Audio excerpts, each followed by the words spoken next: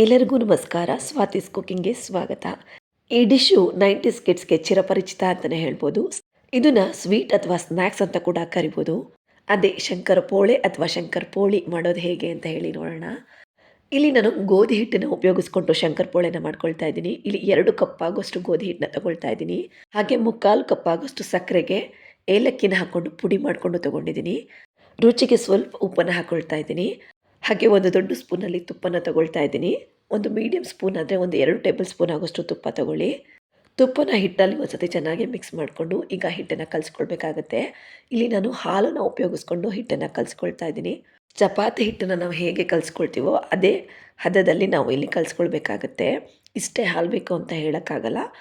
ನೋಡಿಕೊಂಡು ಸ್ವಲ್ಪ ಸ್ವಲ್ಪನೇ ಹಾಲು ಹಾಕ್ಕೊಂಡು ಕಲಿಸ್ಕೊಳ್ಬೇಕಾಗುತ್ತೆ. ಇಲ್ಲಿ ನೀರು ಹಾಕಿ ಹಿಟ್ಟನ್ನು ಕಲಿಸ್ಕೊಳ್ಬಾರ್ದು, ಹಾಲು ಹಾಕಿನೇ ಹಿಟ್ಟನ್ನು ಕಲಿಸ್ಕೊಳ್ಬೇಕು. ನಾವೆಲ್ಲ ಸಣ್ಣವರಿರುವಾಗ ಶಂಕರಪೋಳೆನ ತುಂಬಾ ತಿಂತಾ ಇದ್ವಿ.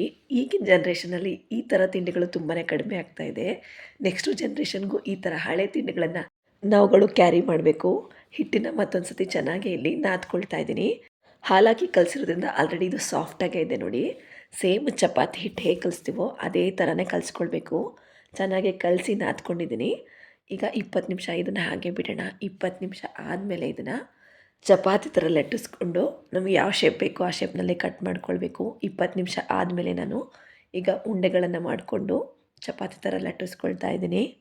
ಜಾಸ್ತಿ ಶಂಕರಪೋಳೆನ ಮೈದಾ ಹಿಟ್ಟಿನಲ್ಲಿ ಮಾಡ್ತಾರೆ, ಆದರೆ ನಾನು ಗೋಧಿ ಹಿಟ್ಟಿನಲ್ಲಿ ಮಾಡ್ತಾಯಿದ್ದೀನಿ, ಆರೋಗ್ಯಕ್ಕೆ ಒಳ್ಳೆಯದು ಅಂತ ಹೇಳಿ. ಈಗೆಲ್ಲ ನಾವು ಆರೋಗ್ಯಕರವಾದ ಆಹಾರನ ಸೇವಿಸ್ತಾ ಇರೋದೇ ತುಂಬಾ ಕಡಿಮೆ.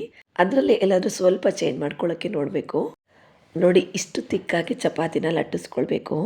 ಎಷ್ಟು ತಿಕ್ನೆಸ್ ಇರುತ್ತೋ ಅಷ್ಟು ಚೆನ್ನಾಗಿ ಶಂಕರಪೋಳೆ ಬರುತ್ತೆ. ಈಗ ಇದನ್ನು ನೀಟಾಗಿ ಒಂದು ಸ್ಕ್ವೇರ್ ಶೇಪ್ ಮಾಡ್ಕೊಳ್ಳೋಣ. ಎಡ್ಜಸ್ ಎಲ್ಲ ಏನಿದೆ ಅದನ್ನೆಲ್ಲ ಕಟ್ ಮಾಡಿಕೊಂಡು ನಮಗೆ ಯಾವ ಶೇಪ್ ಬೇಕೋ ಆ ಶೇಪನ್ನು ಕಟ್ ಮಾಡ್ಕೊಳ್ಬೋದು. ನಾನಿಲ್ಲಿ ಡೈಮಂಡ್ ಶೇಪ್ನ ಕಟ್ ಮಾಡ್ಕೊಳ್ತಾ ಇದ್ದೀನಿ.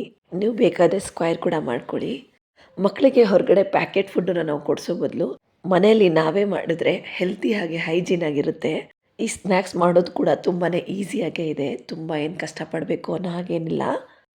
ಈ ಥರ ಕಟ್ ಮಾಡ್ಕೊಂಡಿದ್ದು ಆದಮೇಲೆ ಒಂದೊಂದಾಗಿ ಇದನ್ನು ಸಪ್ರೇಟ್ ಮಾಡ್ಕೊಂಡು ಇಟ್ಕೊಳ್ಬೇಕು. ಸಪ್ರೇಟ್ ಮಾಡಿ ಇಟ್ಕೊಳ್ಳೋದ್ರಿಂದ ಕರಿಯೋಕ್ಕೆ ತುಂಬಾ ಈಸಿ ಆಗುತ್ತೆ. ಹಾಗಾಗಿ ನಾನಿಲ್ಲಿ ಸಪ್ರೇಟ್ ಮಾಡಿ ಇಟ್ಕೊಳ್ತಾ ಇದ್ದೀನಿ. ಸಣ್ಣ ಮಕ್ಕಳಿಗೆ ಪ್ಯಾಕೆಟ್ ಫುಡ್ಸು ಹಾಗೆ ಜಂಕ್ ಫುಡ್ಸ್ನ ಹೊರಗಡೆಯಿಂದ ಕೊಡಿಸೋ ಬದಲು ಮನೇಲಿ ಆದಷ್ಟು ನಾವೇ ಈ ಥರ ಸ್ನ್ಯಾಕ್ಸು ಹಾಗೆ ಡಿಫ್ರೆಂಟ್ ಆಗಿರುವಂತಹ ತಿಂಡಿಗಳನ್ನು ನಾವೇ ಮನೆಯಲ್ಲಿ ಮಾಡಿಕೊಡೋದು ಒಳ್ಳೆಯದು ಅನ್ನೋದು ನನ್ನ ಅಭಿಪ್ರಾಯ. ಎಲ್ಲ ಸಪ್ರೇಟ್ ಮಾಡ್ಕೊಂಡಿದ್ದಾಗಿದೆ. ಈಗ ಎಣ್ಣೆನ ಕಾಯಕ್ಕೆ ಇಟ್ಕೊಂಡಿದ್ದೀನಿ. ಮೀಡಿಯಮ್ ಫ್ಲೇಮ್ನಲ್ಲಿ ಇಟ್ಕೊಂಡು ನಿಧಾನಕ್ಕೆ ಹಾಕ್ಕೊಳ್ಳಿ. ಹೈ ಫ್ಲೇಮ್ನಲ್ಲಿ ಇಟ್ಕೊಂಡು ಮಾಡಿದರೆ ಬೇಗನೆ ಸೀದೋಗುತ್ತೆ. ಹಾಗಾಗಿ ಮೀಡಿಯಮ್ ಫ್ಲೇಮ್ನಲ್ಲಿ ಇಟ್ಕೊಂಡು ಮಾಡಿದ್ರೆ ಒಳಗಡೆ ಎಲ್ಲ ಚೆನ್ನಾಗಿ ಬೆಂದು ಕ್ರಿಸ್ಪಿಯಾಗಿ ಬರುತ್ತೆ. ಗೋಲ್ಡನ್ ಬ್ರೌನ್ ಬರ್ತಾ ಇದ್ದ ಹಾಗೆ ಇದನ್ನು ತಕ್ಕೊಳ್ಬೇಕು. ತಕ್ಕೊಂಡ ನಂತರ ಒಂದು ದೊಡ್ಡ ಪ್ಲೇಟ್ ತೊಗೊಂಡು ಇದನ್ನು ಆರಲಿಕ್ಕೆ ಬಿಡಿ. ಅದು ತಣ್ಣಗಾದಮೇಲೆ ಆ ಕ್ರಿಸ್ಪಿನೆಸ್ ಬರುತ್ತೆ. ಬಿಸಿ ಬಿಸಿದೇನಾದರೂ ನೀವು ಟೇಸ್ಟ್ ಮಾಡಿದ್ರೆ ತುಂಬಾ ಮೆತ್ತಗಿರುತ್ತೆ. ಹಾಗಾಗಿ ತಣ್ಣಗಾದಮೇಲೆ ನೀವು ಟೇಸ್ಟ್ ಮಾಡಿ ಕ್ರಿಸ್ಪಿಯಾಗಿರುತ್ತೆ.